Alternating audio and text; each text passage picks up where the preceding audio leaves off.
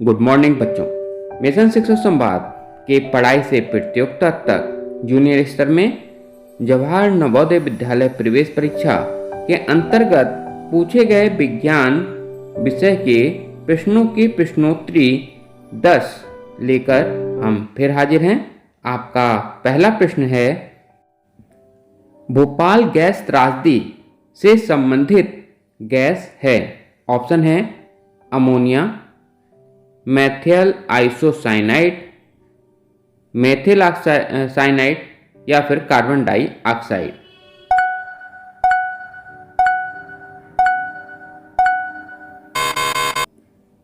हाँ बच्चों, इसका सही आंसर है बी, मेथिल आइसोसाइनाइड। ये भोपाल गैस त्रासदी जो 3 दिसंबर 1984 में हुई थी, एक बहुराष्ट्रीय कंपनी यूनियन कार्बाइड थी, वहां से ही इस गैस का रिसाव हुआ था।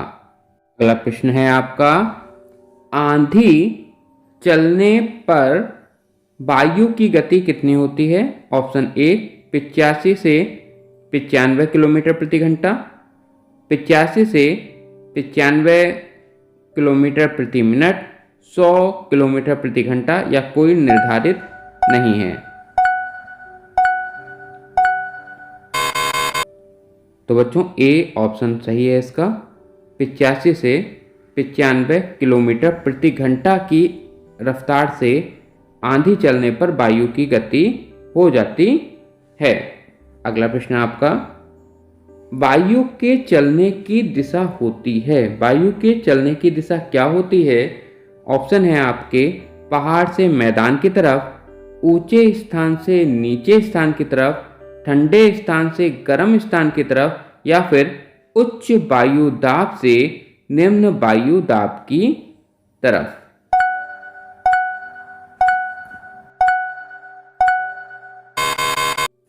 तो बच्चों इसका सही आंसर है उच्च वायु दाब से निम्न वायु दाब की तरफ। वायु चलने की दिशा उच्च वायु दाब से निम्न वायु दाब की तरफ होती है।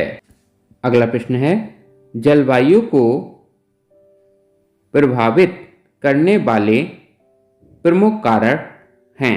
इनमें से कौन से कारक जलवायु को प्रभावित करते हैं। आपके ऑप्शन हैं तापमान, पवन, वर्षा या फिर उपयुक्त सभी। तापमान, पवन, वर्षा या उपयुक्त सभी।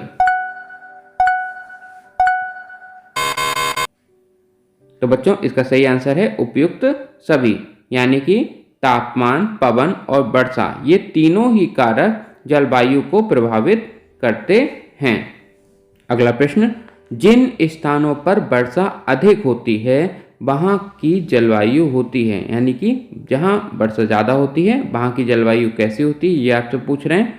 ऑप्शन है आपके मानसूनी, नम व आर्द्र, गर्म या आर्द्र या फिर अनिश्चित।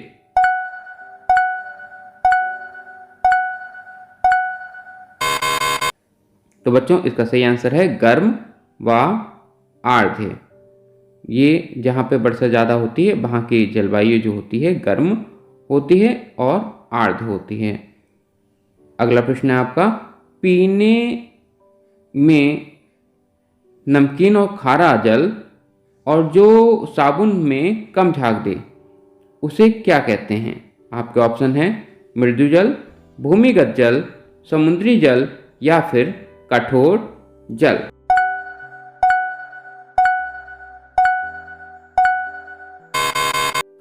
बच्चों इसका सही आंसर है कठोर जल। ये पीने में नमकीन और खारा होता है और साबुन के साथ ये झाग नहीं देता है। अगला प्रश्न है आपका, निम्न में से रेशमी वस्त्र के प्रकार हैं। निम्न में से रेशमी वस्त्र कौन से हैं। आपके ऑप्शन हैं सिल्क, साटन, मलमल या फिर उपयुक्त सभी।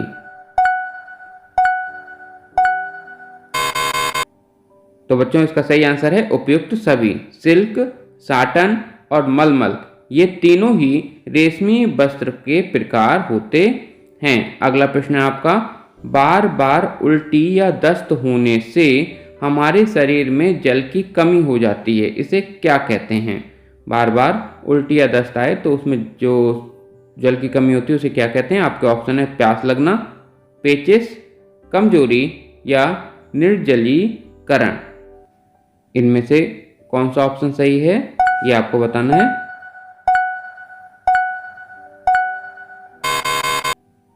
तो बच्चों सही आंसर है निर्जलीकरण। यदि बार बार उल्टी और दस्त आती है तो हमारे शरीर में निर्जलीकरण हो जाता है। इसे इंग्लिश में डिहाइड्रेशन भी कहते हैं। अगला प्रश्न है आपका, चोट लगने पर हड्डी के टूटे सिरे का त्वचा को फाड़कर बाहर आने को कहते हैं। चोट लगती है उसके बाद हड्डी टूट के यदि त्वचा से बाहर निकल आए, ठीक है, तो उसे क्या कहेंगे? कच्ची टूट, खपच्ची टूट, संयुक्त टूट या फिर फ्रैक्चर। इनमें से क्या कहेंगे?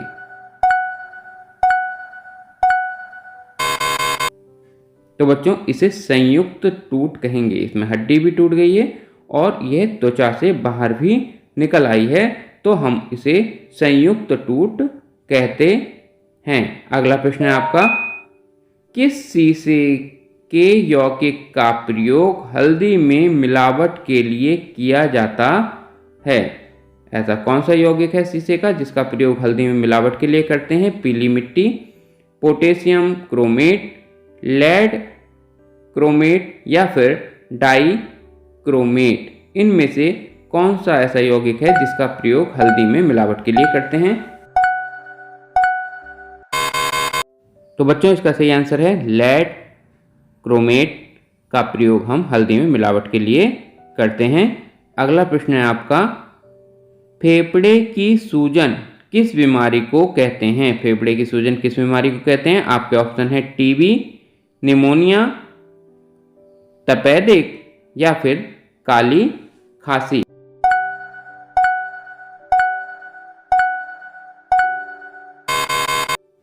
तो बच्चों इसका सही आंसर है निमोनिया। फेफड़े की सूजन निमोनिया को कहते हैं। अगला प्रश्न है आपका, फूमिगेशन विधि सर्वोत्तम तरीका है मच्छर मारने का, खेती का, भंडारण का या फिर कीटनाशक का?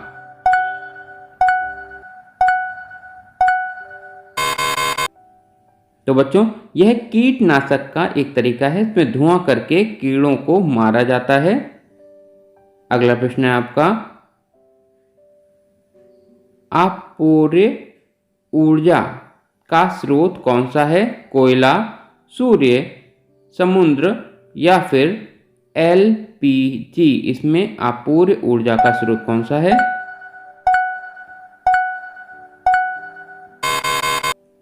तो बच्चों इसका सही आंसर है कोयला। कोयला जो है अपूर्य ऊर्जा का स्रोत होता है। अगला प्रश्न है आपका, पोषक तल प्रथम के अंतर्गत आता है? पोषक तत्व प्रथम के अंतर्गत आता है सूर्य, हरे पौधे, हिरण, शेर। इनमें से कौन सा है जो पोषक तल प्रथम में आता है? तो बच्चों इसका सही आंसर है हरे पौधे। हरे पौधे जो होते हैं वो पोषक तल प्रथम के अंतर्गत आते हैं। अगला प्रश्न है आपका, प्राकृतिक पर्यावरण के अंतर्गत आते हैं सजीव वस्तुएं, निर्जीव वस्तुएं, सजीव और निर्जीव दोनों या फिर कोई नहीं?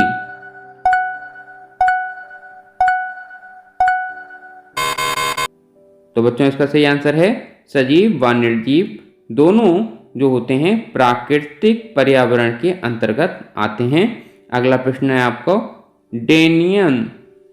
डेनियल सेल का विद्युत वाहक बल होता है 100 वोल्ट, 240 वोल्ट, 1.1 वोल्ट या फिर उपयुक्त में से कोई नहीं?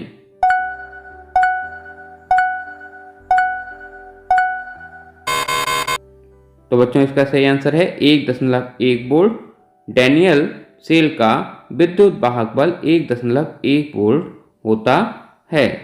अगला प्रश्न है आपका, वोल्टेज का मुख्यतः क्या कार्य होता है? वोल्टेज जो होता है उसका मुख्य कार्य क्या होता है? धारा उत्पन्न करना, धारा प्रवाहित करना, चुंबकीय क्षेत्र उत्पन्न करना या फिर बल उत्पन्न करना।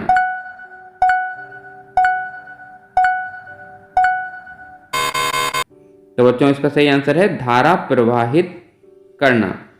वोल्टेज का मुख्यतः कार्य धारा प्रवाहित करना होता है। अगला प्रश्न है आपका, 3 फेज की लाइन में सामान्य रूप से कितना करंट होता है? 3 फेज की लाइन में कितना करंट होता है? ऑप्शन है आपके 940, 220, 440 या फिर 660 वोल्ट।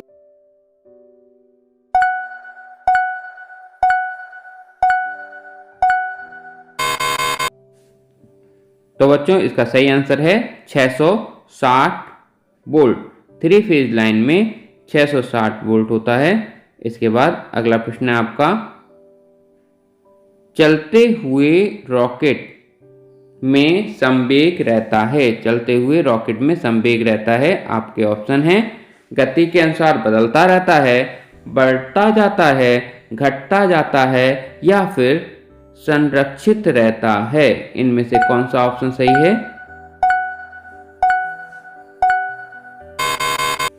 तो बच्चों सही आंसर है संरक्षित रहता है। चलते हुए रॉकेट में संवेग जो है वो संरक्षित रहता है। अगला प्रश्न है, कुछ पौधे दलदली जमीन या पानी के पास उगते हैं और इन्हें नाइट्रोजन की अधिक ज़रूरत होती है। जब इन्हें पोषक तत्व नहीं मिलता तो ये कीट पतंगे खाकर इसकी कमी पूरी करते हैं। ऐसे पौधे कहलाते हैं कीटनाशक, कीटभक्षी, नाइट्रोजनी या फिर परजीवी। इनमें से कौन सा ऑप्शन सही है ये आपको बताना है।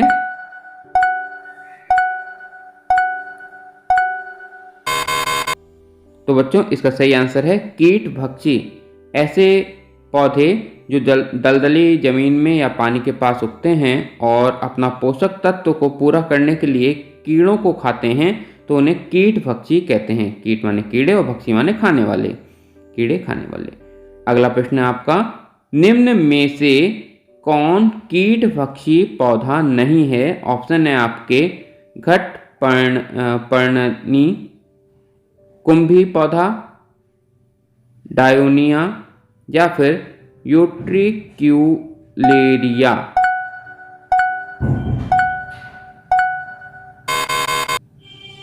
तो बच्चों इसमें कुंभी पौधा जो है वो कीटभक्षी नहीं है, बाकी तीनों जो पौधे हैं वो कीटभक्षी हैं। अगला प्रश्न है आपका, मानव मूत्र का पीएच होता है। मानव मूत्र का पीएच कितना होता है? 6, 7, 7.4 या फिर 6.5। इनमें से मानव मूत्र का पीएच कितना होता है? तो बच्चों इसका सही आंसर है 6। मानव मूत्र का पीएच जो होता है उसकी वैल्यू 6 होती है। अगला प्रश्न है आपका, जब गुरुत्वाकर्षण हवा में कार्य करता है तो हवा पृथ्वी पर एक बल लगाती है, उसे कहते हैं, उस बल को क्या कहते हैं? आपका ऑप्शन है गुरुत्वाकर्षण बल, दाब, घनत्व या फिर गुरुत्वीय त्वरण। इनमें से कौन सा ऑप्शन सही है ये आपको बताना है।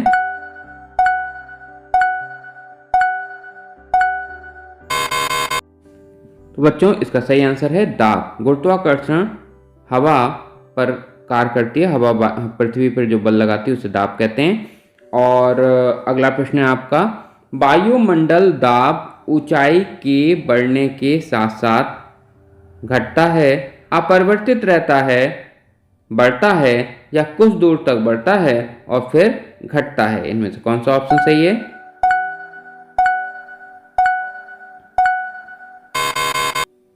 तो बच्चों इसका सही ऑप्शन है घटता है।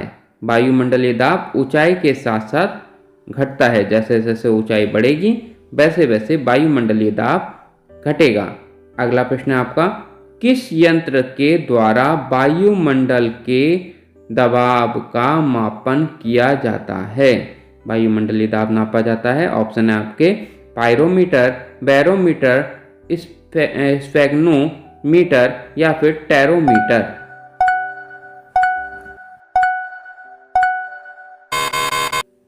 तो बच्चों इसका आंसर है बैरोमीटर। बैरोमीटर द्वारा वायुमंडल के दबाव को मापा जाता है। अगला प्रश्न है आपका, वायुमंडल दाब सबसे अधिक कहाँ होता है? वायुमंडलीय दाब सबसे अधिक कहाँ होता है? आपके ऑप्शन हैं नैनीताल में स्थित प्रयोगशाला में, पहाड़ों पर, धरती पर या समुद्र तल पर। तो बच्चों इसका सही आंसर है समुद्र तल पर, क्योंकि गहराई के साथ साथ वायुमंडलीय दाब बढ़ता है। अगला प्रश्न है आपका, बल बराबर द्रव्यमान गुणा त्वरण संबंधित है? बल बराबर द्रव्यमान गुणा त्वरण संबंधित है न्यूटन के द्वितीय नियम से, न्यूटन के प्रथम नियम से, न्यूटन के तृतीय नियम से या फिर बल संरक्षण के नियम से।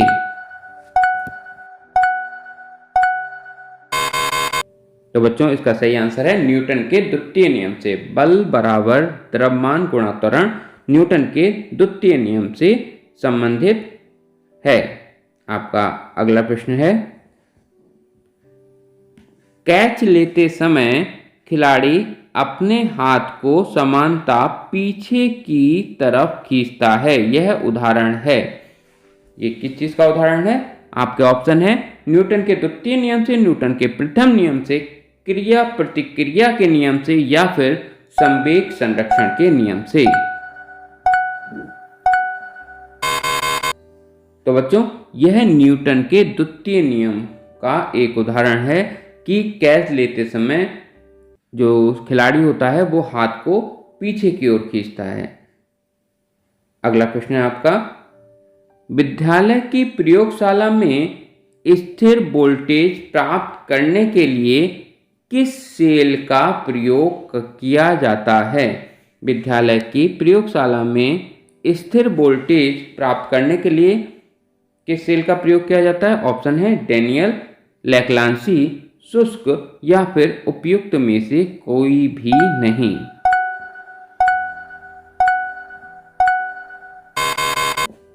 तो बच्चों इसका सही आंसर है डेनियल सेल। डेनियल सेल विद्यालय की प्रयोगशालाओं में स्थिर वोल्टेज प्राप्त करने के लिए प्रयोग किया जाने वाला सेल है। अगला प्रश्न है आपका, वर्तमान समय में जोशीमठ में उत्पन्न आपदा का कारण क्या है? प्रश्न इसके ऑप्शन है पहाड़ का टूटना, हिमस्खलन, भूस्खलन या फिर भूमि गर्भीय जल का भंडारण का रिसाव। तो बच्चों इसका सही आंसर है भूगर्भीय जल भंडारण का रिसाव। इसके कारण जोशीमठ में आपदा आई हुई है। अगला प्रश्न है, जानवरों के मल मूत्र, कूड़ा करकट आदि कहलाता है? खाद, उत्सर्जी पदार्थ, जैव भार या फिर कार्बनीय पदार्थ। इनमें से क्या ऑप्शन सही है?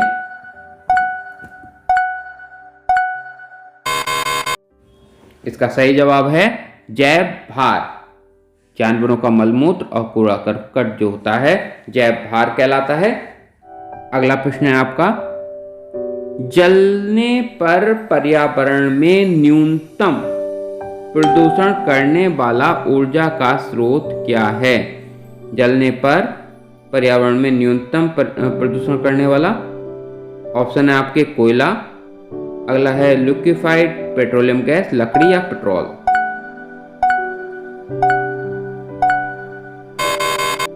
तो बच्चों इसका सही आंसर है लिक्विफाइड पेट्रोलियम गैस, जिसे एलपीजी भी कहते हैं। अगला प्रश्न है,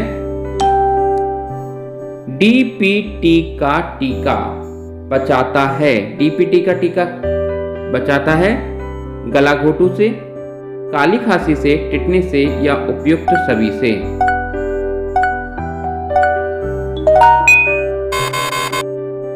तो इसका सही आंसर है उपरोक्त सभी से। गला घोटू, काली खांसी और टिटनेस ये बच्चों को लगाया जाता है। डीपीटी का टीका ये इन तीनों चीज़ों से बचाता है।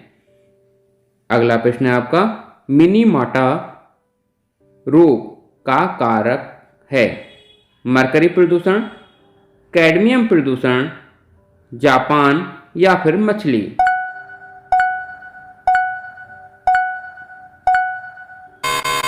तो बच्चों सही आंसर है इसका मरकरी प्रदूषण। मरकरी प्रदूषण मिनीमाटा का कारक है। अगला प्रश्न है आपका, इटाई इटाई रोग का कारक है? इटाई इटाई रोग किस कारण से होता है? और ऑप्शन है आपके जल प्रदूषण, कैडमियम प्रदूषण, जापान या फिर धातु। इनमें से किस कारण से इटाई इटाई रोग होता है? तो बच्चों इसका सही आंसर है कैडमियम प्रदूषण। कैडमियम प्रदूषण से इटाई इटाई रोग होता है। तो बच्चों ये थे आज के प्रश्न। फिर मिलेंगे किसी अन्य वीडियो के साथ। तब तक के लिए धन्यवाद।